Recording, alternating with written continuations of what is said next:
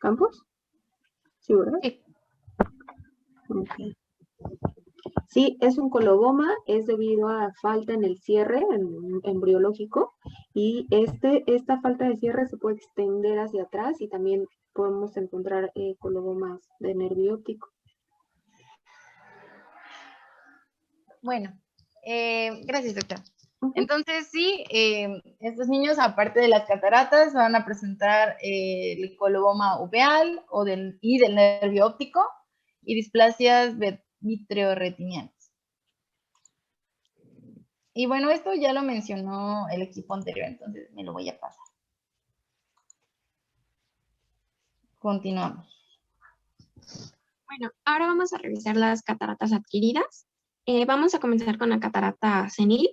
Bueno, pues esta es la opacidad del cristalino que se presenta sin causa aparente en personas sanas que tienen más de 50 años. Esta catarata pues se va a deber a varios mecanismos, como puede ser el estrés oxidativo, también como puede ser la agregación y precipitación de proteínas y el cambio de las rutas metabólicas que se van a llevar a cabo en el epitelio anterior del cristalino. Vamos a tener que pues las rutas metabólicas son las responsables de la nutrición y también del equilibrio osmótico, que es el que le va a proporcionar pues la transparencia. Específicamente aquí vamos a tener el metabolismo de la glucosa, ya que pues vamos a tener participando a una enzima que es la exocinasa. Esta exocinasa, bueno, conforme aumenta la edad, la exocinasa va a ir disminuyendo su capacidad, por lo tanto, esta enzima pues es la responsable de esta catarata senil. La siguiente, por favor. Bueno, vamos a comenzar viendo estos tipos de cataratas. Comenzaremos con las cataratas subcapsulares. También pues existe la catarata subcapsular anterior, pero en las bibliografías que estuve consultando pues no traen como una imagen ni mucha información. Lo único que mencionaban era su localización, que es debajo de la cápsula del cristalino, y mencionaban que se asociaban a metaplasias fibrosas del epitelio. Bueno, ya hablando de la catarata subcapsular posterior, pues como vemos en la imagen, podemos observar que se encuentran delante de la cápsula posterior. Vamos a tener que este tipo de catarata, pues, bueno, los pacientes van a presentar deslumbramiento. El deslumbramiento lo puedo explicar como cuando hay, bueno, lo mencionaban como los faros de los coches que se estuvieran de manera acercando al paciente, o una luz muy intensa, podría ser igual luz solar, pero muy intensa. Este tipo de luz pues les causaba molestias a los pacientes porque de cierta manera provocaba que la sintomatología empeorara en miosis debido a la luz. Además de que, bueno, este tipo de catarata, debido a su localización, pues afecta especialmente a la visión, además de que también afecta con mucha rapidez, aunque es muy poco frecuente. ¿Le puedes dar a la siguiente, Luna? Explicaste muy bien, de hecho esa imagen que pusiste está súper bonita, porque sí, o sea, literalmente en esa zona donde marcaste la opacidad, justo delante de la cápsula posterior, se encuentra la opacidad, generalmente es central, y el principal síntoma de este tipo de cataratas es el deslumbramiento, y justamente lo mencionan más en las eh, y es al revés, es por el efecto de psoriasis, se abre más, se expone o queda más expuesto la zona que no hay opacidad y los pacientes reflejan más deslumbramiento. Y sí es común, o sea, no es de las más comunes, pero sí es común. ¿Okay? Ah, sí, es que como en el libro mencionaban, no lo busqué muy bien, disculpe. Claro, pero pues igual, o sea, el libro no sabemos de dónde son los Sí. autores o así, pero aquí yo les hablo, yo estoy igual con la doctora Ríos en el ISSSTE y vemos muchos pacientes y sí es común, entonces sí, y así lo manifiestan los pacientes que más les digan que me lastima mucho la luz y ustedes se asomen y vean ahí la opacidad, muy seguramente va a ser una subcapsular posterior. Muy bien, continúa. Ah, y bueno, en esta imagen, tenemos dos imágenes. Hablando de la imagen A, vamos a poder observar que la catarata va a tener un aspecto granular o de placa. La imagen A es con iluminación oblicua de la lámpara de hendidura mientras que la imagen B, bueno, en la imagen B podemos ver que la catarata tiene ya como un aspecto más vacuolar, que bueno, yo lo preferiría como esas como pequeñas burbujitas que se ven. En sí las vacuolas pues son células hinchadas que migran desde el epitelio del cristalino. ¿Le puedes dar a la siguiente? Se ve la subcapsular posterior, Ujú. se ve más característica así. Y como les digo, está justo en el centro. Ujú. Ok, Esta es un estadio más temprano, pero es más evidente o es más común la... Ok. gracias. Bueno, ahora vamos a pasar con la esclerosis nuclear. En esta, bueno, en esta catarata, esta va a presentar una opacidad central y aparte también va a presentar cambios en la coloración. Bueno, con el envejecimiento, pues va a haber cambios químicos de las proteínas y también de las fibras del cristalino. Estos cambios químicos van a provocar que haya un endurecimiento del cristalino, lo que se va a expresar como la esclerosis. Y también debido a esto, pues va a haber una disminución de la transparencia y un cambio en la coloración. Esta catarata, pues, suele ser amarilla. Esto es debido por el depósito de urocromo, que le da el color amarillo. Y conforme avanza, pues puede pasar a un color marrón, que sería el brunescente, o incluso también a un color negro. ¿Le puedes dar a la siguiente, Luna? Y bueno, en esta imagen estaríamos viendo una catarata, bueno, una esclerosis nuclear en un estado más leve. ¿Le puedes dar a la siguiente? Y bueno, en esta otra sería ya un estado más moderado. Algo de lo que, bueno, mencionaban mucho en la segunda visión aquí, que era lo que hace ratito habían preguntado también. Esta segunda visión, pues los pacientes la van a expresar o van a mencionar que ya pueden ver o ya pueden leer sin el uso de los lentes. Entonces, a lo que hace más referencia es de que hay como una corrección de la refracción y bueno, por esta corrección nada más va a ser temporal, debido a que conforme avanza la catarata, pues se va a perder y ya va a ir empeorando la visión. Eh, bueno, aquí más que nada lo mencionaban con hipermetropía, debido a que la refracción era detrás de la retina, debido a la esclerosis. Esta esclerosis lo que iba a causar era como que de cierta manera se alargara y provocara que ya la refracción no fuera detrás, sino que fuera correcta. De esta manera, pues los pacientes veían bien eh, las cosas que estaban cercas. Bueno, cerca más bien. La siguiente. Y es lo mismo que la presbicia. El efecto que hace es miopizar. Ujú. Y bueno, ahora vamos a tener las cataratas corticales. Vamos a tener que estas cataratas pues pueden afectar tanto la corteza anterior como la posterior y también la ecuatorial. Este tipo de catarata va a, va a iniciar con una opacidad como de hendidura o vacuolar, pero bueno, esto es debido a la hidratación cortical, pero ya después este tipo de catarata puede aparecer con una opacidad en cuña o también en radio. ¿Le puedes dar a la siguiente? Y bueno, este tipo de catarata, como les había mencionado, se puede ver en cuña o en radio. También mencionaban que conforme avanzaba la catarata, pues podía llegar ya a presentarse toda blanquecina u opaca. Además de que estos pacientes también iban a presentar el deslumbramiento. La siguiente. Y bueno, aquí tenemos otro tipo de catarata, que es la catarata en árbol. Este tipo de catarata va a presentar una opacidad policromática en forma de aguja en la corteza profunda y en el núcleo.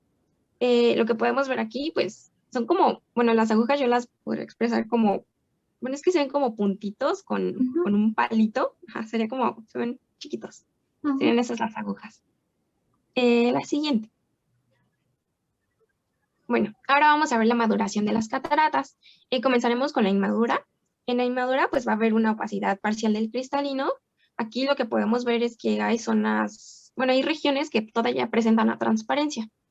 Luego en la madura vamos a tener que esta opacidad ya es completa. Si las comparamos, pues creo que o sea, sí se puede notar la diferencia, ¿no? De que en la madura ya toda la opacidad se ve como bien delineada, mientras que en la inmadura no. Después vamos a tener la hipermadura. Esta hipermadura ya es como de un estado avanzado, En esta pues va a haber licuefacción de las fibras corticales.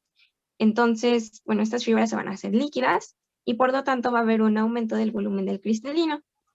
Aquí esta se va a presentar con la cápsula anterior encogida y también arrugada debido al líquido.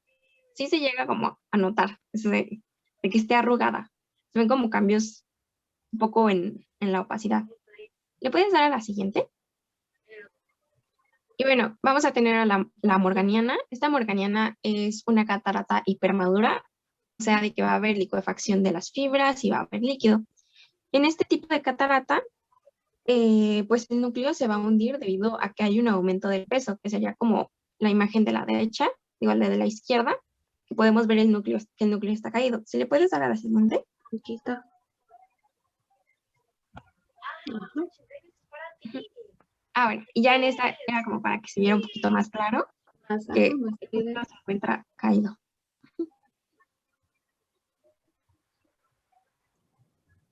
Sí, Héctor, la forma inmadura es incipiente. Sí puede ser. Bueno, ahora vamos a pasar a las cataratas en enfermedades sistémicas. Aquí vamos a tener la diabetes mellitus. Aquí pues ya sabemos que los pacientes presentan hiperglucemia. Esta hiperglucemia ya a nivel ocular pues va a tener un aumento de la glucosa en el humor acuoso y se va a empezar a difundir. Bueno, este humor acuoso pues se difunde hacia el cristalino. Esta glucosa, bueno, este aumento de glucosa, más bien la glucosa pues se va a metabolizar a sorbitol, pero esto va a provocar que como hay un aumento, pues va a haber mucha acumulación dentro del cristalino y esto va a provocar que haya una hiperhidratación osmótica. En este tipo de catarata, bueno, en diabetes se van a observar vacuolas de líquido que van a estar presentes en la corteza, pero luego pueden progresar a unas opacidades francas. Algo característico es que las opacidades, bueno, se presentan opacidades corticales en copos de nieve y estas pues suelen aparecer en pacientes diabéticos jóvenes, aunque también mencionaban que podían madurar en pocos días o incluso resolverse espontáneamente. Después tenemos a distrofia miotónica. En sí, pues casi la mayoría de los pacientes que tienen distrofia miotónica presentan este tipo de catarata. Aquí se van a formar finas opacidades corticales y, bueno, este tipo de opacidades luego pueden evolucionar a opacidades corticales sin cuña o también a subcapsulares posteriores. Algo muy característico es de que las podemos ver estrelladas en este tipo de pacientes. La siguiente. Bueno, después tenemos a la dermatitis atópica. Aquí vamos a tener que este tipo de cataratas a menudo son bilaterales y también pueden madurar rápidamente. Aquí va a haber presencia de una densa capa. Bueno, esta densa capa va a ser subcapsular anterior y va a formar como un escudo, el cual se va a encontrar arrugado en la cápsula anterior. Aunque, bueno, también en este tipo de pacientes se pueden encontrar opacidades subcapsulares posteriores. Y bueno, después tenemos a la neurofibromatosis de tipo 2. En esta no encontré como una imagen característica, pero bueno, se caracteriza porque hay opacidades subcapsulares o capsulares posteriores, aunque también puede haber corticales o mixtas. A mixtas nos referimos a que se presentan tanto en la corteza como en el núcleo. La siguiente, por favor. Y bueno, ahora vamos a hablar de las cataratas secundarias. Aquí vamos a hablar que, bueno, este tipo de cataratas se van a presentar debido a una complicación de otra enfermedad. Vamos a tener aquí a la uveitis anterior crónica. Bueno, en esta catarata vamos a tener que, debido al tratamiento, bueno, más bien debido al tratamiento que les dan por la uveitis, puede que lleguen a presentar más bien puede que lleguen a presentar la catarata, que era por los corticoides tópicos o sistémicos que se utilizaban. Aquí se podía observar, bueno, en la primera imagen se observa como tal una catarata subcapsular posterior que se presentaría como un brillo policromático, mientras que en la segunda imagen pues es una opacidad uveítica en la placa anterior pero es debido a que ya hay como una inflamación persistente, que es lo que provoca que haya opacidades posteriores y también anteriores. En la siguiente. Luego vamos a tener el cierre angular agudo. Aquí pues va a haber pequeñas opacidades blancas, grisáceas subcapsulares, o también pueden ser capsulares anteriores en el área que es, bueno, correspondiente al área pupilar. En sí, este tipo de catarata se va a presentar o va a representar infartos focales del epitelio del cristalino. Después tenemos a las distrofias hereditarias del fondo de ojo.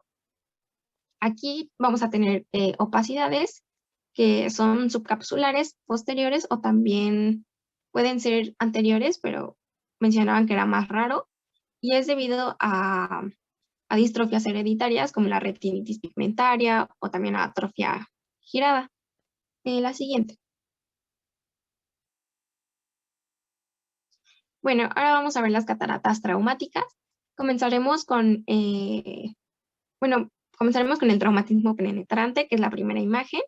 También tenemos a las contusiones, que aquí tienen como un aspecto muy característico, que es como de una flor. La opacidad se presenta como una flor. La siguiente, por favor. Después vamos a tener a la electrocución. Esta ya es un poco más rara, pero lo que vamos a poder observar son opacidades difusas, blanco-lechosas, o también múltiples opacidades en copo de nieve, que, bueno, también pueden llegar a tener como una distribución subcapsular estrellada. Después tenemos a la radiación infrarroja. En esta, pues va a haber, bueno, en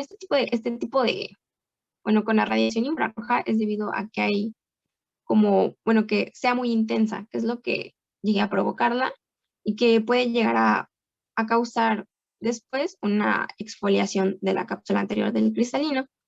Mencionaban aquí que era más bien no, bueno, en sopladores de vidrio, que eran los que más expuestos a la radiación se encontraban. La siguiente.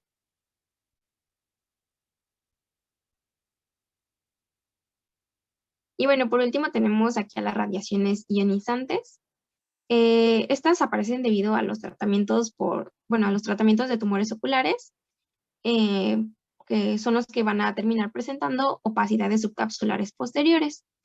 Estas pues pueden llegar a tardarse meses o años en manifestarse. La siguiente, por favor. Bueno, ahora vamos a ver el tratamiento de la catarata, eh, específicamente de la catarata senil. Aquí primero vamos a revisar las consideraciones preoperatorias.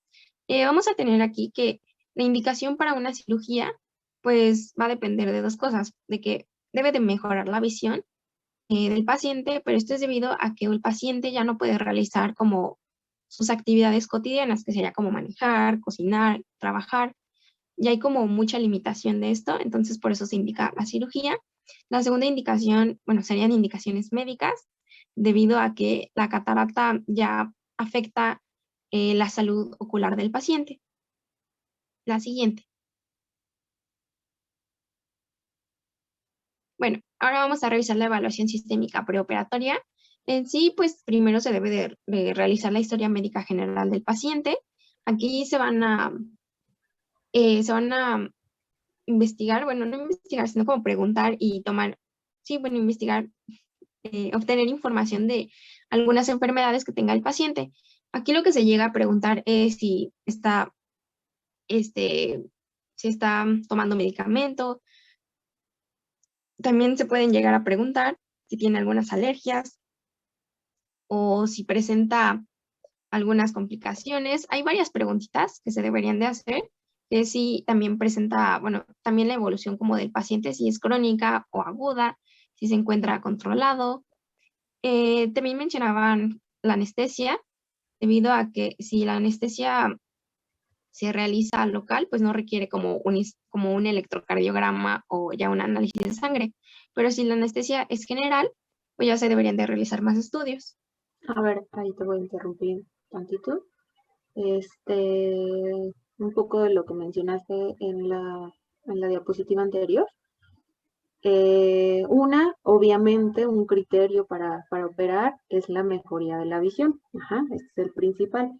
Pero en cuanto a indicaciones médicas, nada más para que quede más claro, una es la mejoría de la visión, pero si tenemos un paciente diabético, lo más común, un paciente diabético con la catarata, obviamente sí le ofreces muy probablemente mejoría en la visión, cuánta no sabemos, porque hay veces que no alcanzamos a ver qué tanto daño hay atrás en la retina. Y entonces la segunda indicación es con fines diagnósticos, para primero saber cómo está la retina, y la otra, fines terapéuticos, si es que se le tiene que dar láser, antiangiogénicos o hacerle algún otro tratamiento, y con la finalidad también de seguirlo vigilando. ¿Ok? Entonces son varios objetivos la cirugía de catarata. Y ahora en la otra, mi alta especialidad consiste en justamente cirugía de catarata. A la otra, Monse, por favor. A todos los pacientes se les hace una historia clínica completa. Hay que saber obviamente todas sus enfermedades, todos los medicamentos que toma, y a todos los pacientes, así sea con anestesia local a cirugía, que es la mayor parte de las cirugías que meto son locales. A todos los pacientes se les tiene que hacer todos los estudios, que incluyen biometría hemática completa, química sanguínea. De la química sanguínea, con la de 6 elementos es más que suficiente. Tiempos de coagulación, examen general de orina, porque también me orienta a que no vaya a tener un descontrol, porque luego los pacientes son mañosos, ayunan, y para que salga la química bien. Y que no tengan infecciones de vías urinarias también. Eso es en cuanto a los laboratorios, pero también se les tiene que hacer la placa de tórax, el electrocardiograma y la valoración prequirúrgica. Esta sí depende de la edad del paciente. Generalmente, si son menores de 60 años, la podemos obviar, pero si son menores de 60 años, pero diabéticos e hipertensos o con alguna otra enfermedad asociada, pues se prefiere siempre la valoración prequirúrgica. ¿Ok? Sí, es una cirugía que puede ser ambulatoria, pero por seguridad de ustedes y también del paciente, háganles todos los estudios, ¿ok? Pero sí, la historia clínica es completa, todos los medicamentos que está tomando. ¿Por qué? Porque también hay medicamentos que se tienen que suspender previo a la cirugía, como por ejemplo anticoagulantes, aspirina. Son pacientes que ya tienen de costumbre todos los días tomar aspirina.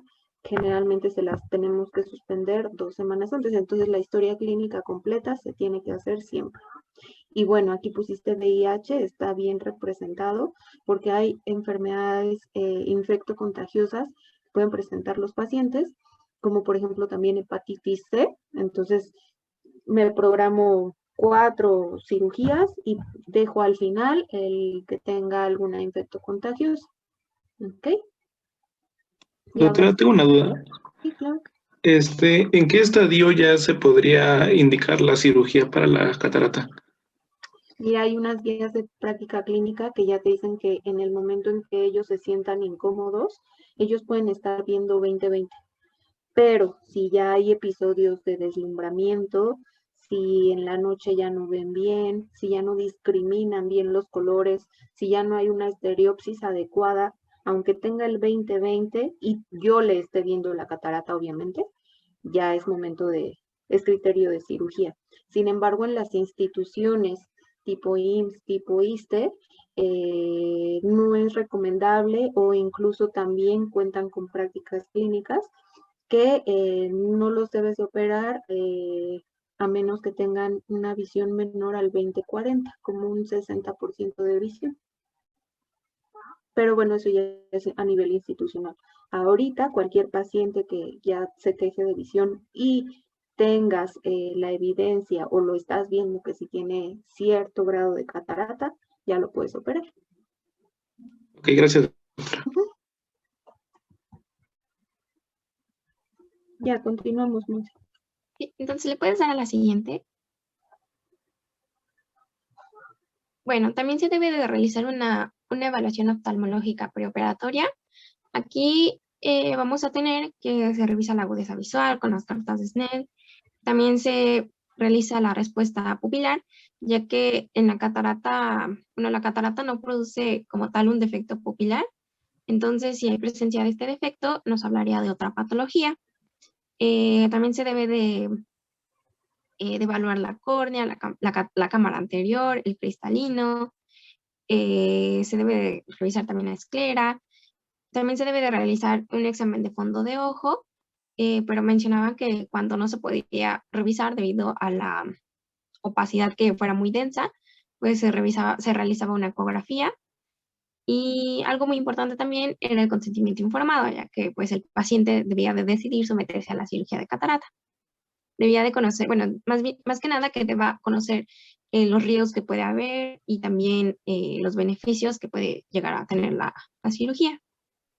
Exacto, La- la cirugía de catarata, perdón que te interrumpa, no es cualquier procedimiento, al contrario, el hecho de meterse a la cavidad, o sea, intervenir intraocularmente sí nos pone en varios riesgos. ¿Lo vas a mencionar, Monse? Es que no revisé la, la pues los sí, riesgos, ¿qué los vas a decir? sí, como las complicaciones que puede Ajá. llegar. Ujú. Sí, Bueno, aunque entonces no me nada más son adelanto. como mencionadas. Ujú. Ahorita entonces las vemos y ya. Bueno, debido aquí a las complicaciones, podemos tener que bueno, pueden ser de leves a unas ya más moderadas. Eh, Algo como ya más leve sería como la equimosis periocular, también la alergia a diversos colorios o que haya opacidad de la cápsula posterior. También pueden llegar a presentar algunas fugas debido a la herida. Ya unas complicaciones más graves o moderadas, pues sería que lleguen a presentar ruptura de la cápsula posterior, también descompensación corneal o que, bueno, esta descompensación corneal que llegue a necesitar un trasplante de córnea para poder pues, remediarlo. Y también pueden llegar a presentar desprendimiento de retina, ptosis persistente y diplopia. Aunque también una complicación ya más rara, pero también son muy graves, es de que lleguen a presentar hemorragia supracoroidea o endoftalmitis. La siguiente. Y bueno, aquí ahora vamos a revisar lo de la biometría. En sí, la biometría pues nos permite como calcular la potencia de la lente que se va a proporcionar para que haya un resultado refractivo deseado. Aquí pues vamos a necesitar de dos, de la queratometría y de la longitud axial, que sería la anteroposterior. Con respecto a la queratometría, en sí, esta consiste en que se debe de determinar la curvatura de la superficie corneal anterior y esto se va a llevar a cabo con interferometría para medir la longitud, pero mencionaban que cuando no se podía llevar a cabo con esto o no se disponía, se podía realizar manual. También vamos a tener la biometría de coherencia óptica. En sí, esta sería más como para obtener la longitud axial. Esta pues se puede llevar a cabo sin contacto y se utiliza con dos haces coaxiales, los cuales, bueno, es como un láser que es de baja energía que nos permite producir un patrón de interferencia, sí, de interferencia. La siguiente. Y bueno, luego tenemos la ecografía en modo A. Esta nos permite también determinar la dimensión axial y se realiza con una técnica en contacto, como lo podemos ver en la imagen, que es usando un baño de agua encima del ojo. Después vamos a tener las fórmulas para el cálculo, que es para obtener la potencia de las lentes intraoculares. Esto lo vamos a ver más adelante. Y aquí, pues, más que nada sería como fórmulas que ya están prescritas, que es para poder obtener, bueno, son basadas como en la queratometría, que era lo que antes les había mencionado, y también en la longitud axial, pero es para poder calcular la potencia de la lente intraocular que es necesaria para poder remediar la refracción del paciente. La siguiente. Para como hacerles un resumen, esto es un estudio que se tiene que hacer en todos los pacientes, es para saber qué dioptría de lente es el que se tiene que poner en cada paciente.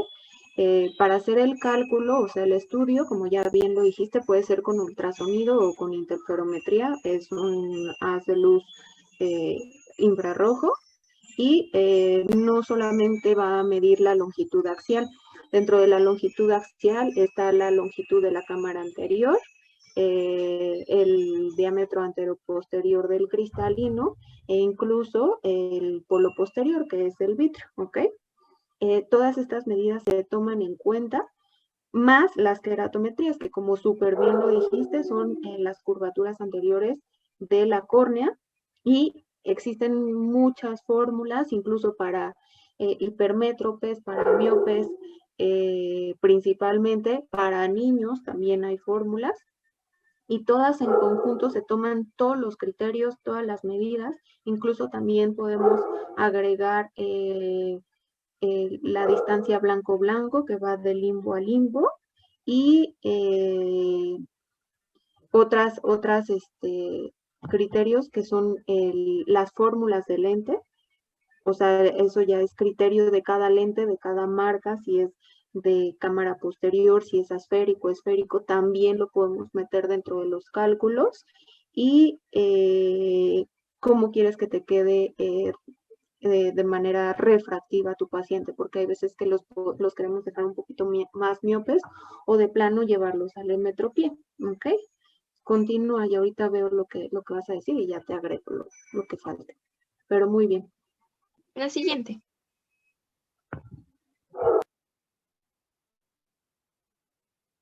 Disculpe, doctora, ya casi van a ser las 10 y bueno, no nos falta mucho de la expo, pero pues sí falta un poquito. No sé si, ¿cómo ve usted? ¿Si le seguimos ¿Tienen o otra ya clase?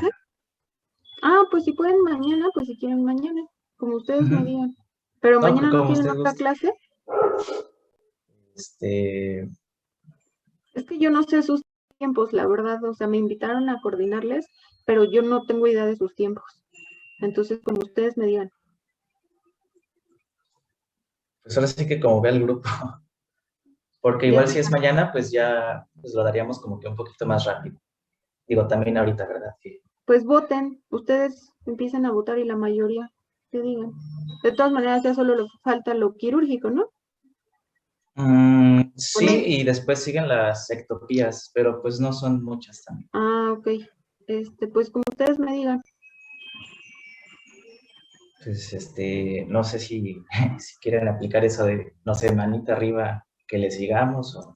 Ajá, sí. Ya Y... estamos votando en el grupo, doctora. Un momento. Ok. Ok. Sí, doctora, nada más para corroborar, sí se enviaba al correo de oftalmo 3737, ¿verdad? ¿Qué? La presentación. Ay, es que la pasada me la envió la doctora Ríos a mi correo, no sé. Es que Mejor sí, mi compañera lo envió al correo de oftalmo 3737 y Ujú. pues, bueno, pues que es el correo al que enviamos las tareas y todo lo demás. Entonces, No se preocupen, si no yo le pregunto a la doctora y que me la envíe. bueno, sí, muchas gracias. Es que me preocupaba que hubiese problema por eso. No, yo le digo a la doctora. Vale. Ok, Entonces ya doctora, decidieron. ya votamos en el grupo y se acordó que la mañana. Ok, ¿Está bien? ¿a ¿No hay ningún problema? qué hora mañana? Pues sería en... Es que, no sé, la otra doctora también nos mandó un mensaje que se iban a modificar el calendario y los horarios, pero pues si sigue siendo pues a la misma hora, pues no sé si existe algún problema. Sí, yo no tengo problema que sea igual a las 7:30. Pues si quieren ustedes coordínense y ya que la doctora Ríos me informe. Ok, doctora. Ujú. Muy bien. Bueno, doctora, Entonces, gracias. nos vemos mañana de nada. Y cualquier duda, pues Doctora, mañana la resolvemos. Mande. una pregunta antes de terminar. Sí. Mencionaban que la catarata más común en el adulto era la senil, pero de los subtipos de esa que mencionaron, ¿cuál sería? Lo que pasa es que la senil abarca muchas situaciones. Todas las cataratas de los adultos son multifactoriales. La más común sí viene siendo la senil. ¿Por qué? Porque no se asocia a otras enfermedades como diabetes o demás. Y dentro de toda la clasificación, la nuclear yo creo que es la más común junto con la cortical. o la mixta, pero no tenemos un patrón específico que diga esta. Ah, ok. Gracias, doctora. Sí, de nada.